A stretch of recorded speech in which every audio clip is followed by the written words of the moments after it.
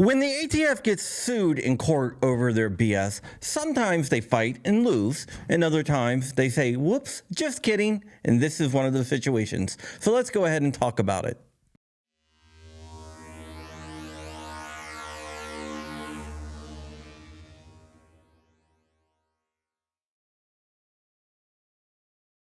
What's up, Wolverines? Welcome back to the channel. It's everyone's favorite investigative journalist. And before I start this video, let me just remind you, after this video, you have to do something for me.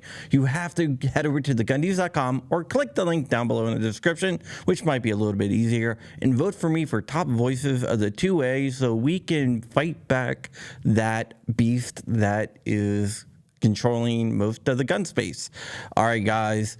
Also, like, comment, and subscribe. It really helps me out. It helps amplify my voice. It helps with the algorithm through engagement, and it will get the gospel of the 2A out there to more people. Today, we're going to be talking about the ATF and their zero tolerance policy for FFLs that make minor mistakes on paperwork. This is a follow-up to a story that I already done, so this is just like part 2, I guess you can say, on the story of Kiloton Tactical. Kiloton Tactical is a Florida-based FFL that got a revocation letter for minor paperwork errors. Well, GOA stepped in and started to help them out because GOA does not like the ATF enforcing these stupid-ass rules to shut down FFLs because the Biden administration wants that. The Biden administration has what they call a zero tolerance policy. They say it is to shut down rogue gun dealers, but what they really mean is to shut down lawful companies that make little mistakes. When you are dealing with thousands and thousands of transactions, there might not be a T crossed or an I dotted somewhere, and they were using minor infractions to shut down FFLs. In fact, FFL revocations are up 350%. I know some publications in some places state that it's 500%, but if you do the math, it works out to be around 350%. So they want to shut down FFLs to control the flow of firearms.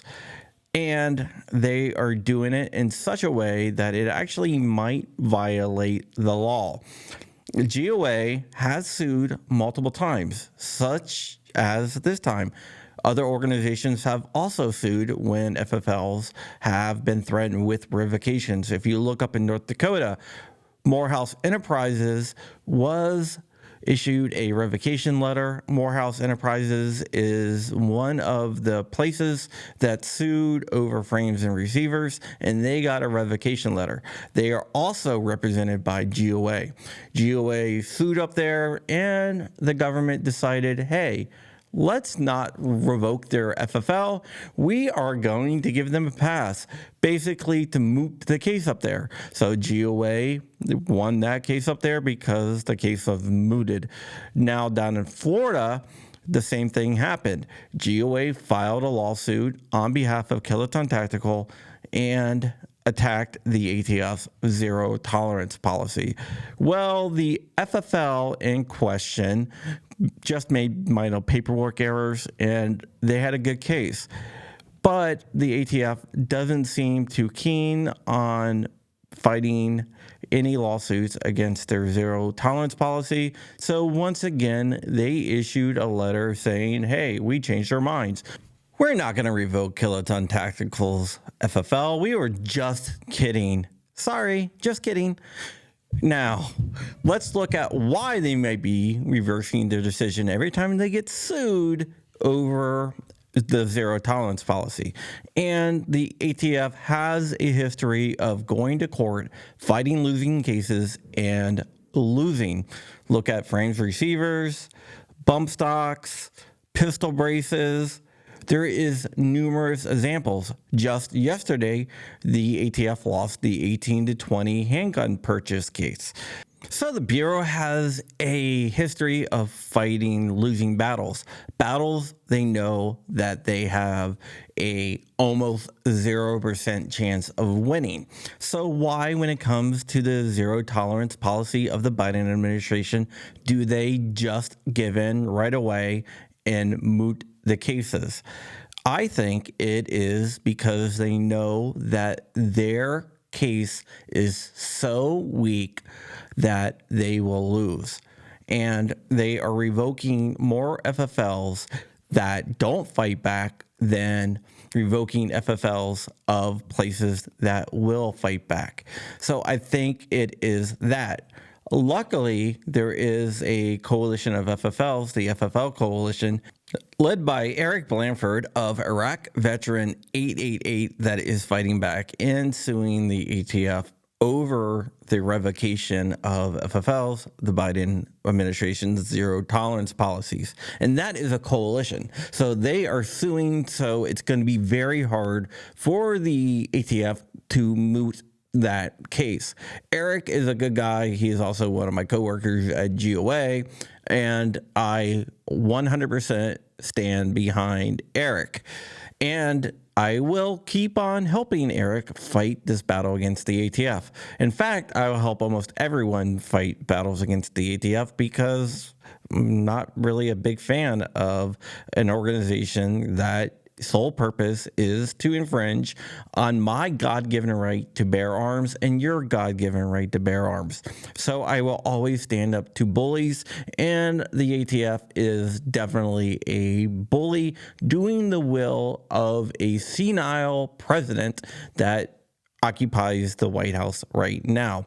As 280 would say, the former vice president of the United States of America. So this is another defeat for the ATF, and the ATF has been stacking up defeats at a record pace over the last couple months. This year is going to go down as one of the worst years for the ATF in terms of legal victories. In fact, I think they've lost almost every case that they've been up against. But gun laws are on their way out because the whole entire Bruin decision, text, tradition, history of the Second Amendment is a great decision, and we are seeing the fruits of those labors. When Bruin first came out, things weren't changing too fast, and people were like, look, nothing's changed, nothing's changed. And I kept on telling people, be patient. And you know who I'm talking about out there, other YouTubers. It will happen. It's going to take time, but these cases are going to start rolling through, and they're going to start citing Bruin, and it will be the end of a lot of gun laws. And we are seeing that come to fruition. And I think we are nowhere near being done.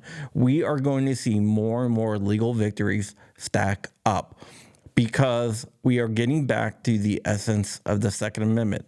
We are not quite there yet, but we are getting there. We are working towards those goals.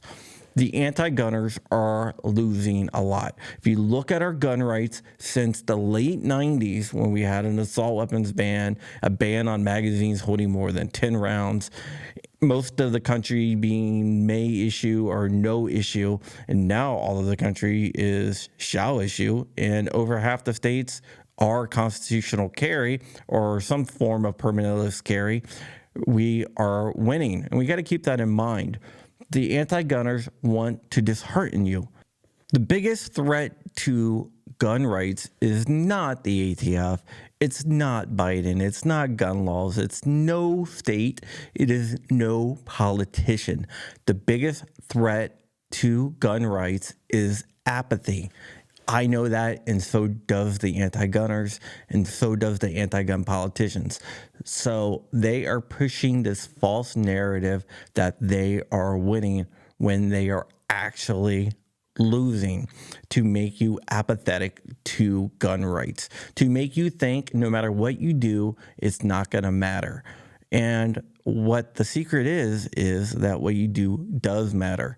As long as you stand up and keep on fighting, we can keep on winning.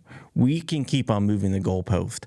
We can keep on getting our rights back until one day the NFA is on the trash heap of history. That's not going to happen tomorrow, and it's probably not going to happen the next day, but it will happen. because it has to. The NFA violates Bruin, and it violates Murdoch versus Pennsylvania, which says you cannot pit a direct tax on a right. We will win this battle. We will win this war, and our kids will be freer than what we are now. I believe that in my heart, and I will keep on fighting for that. All right, guys, I have a book out right there, Masters of Firepower. Go ahead, pick it up. Go to Amazon, easiest place to get it. You can get a Kindle version, hardcover, or paperback. My hardcovers should be coming in, so I'm going to open up the signed book thing once more once I get my next shipment of hardcovers in. But until then, stay ever vigilant, stay ever free. Enjoy the rest of your weekend. I am out of here. Wolverines, motherfucker.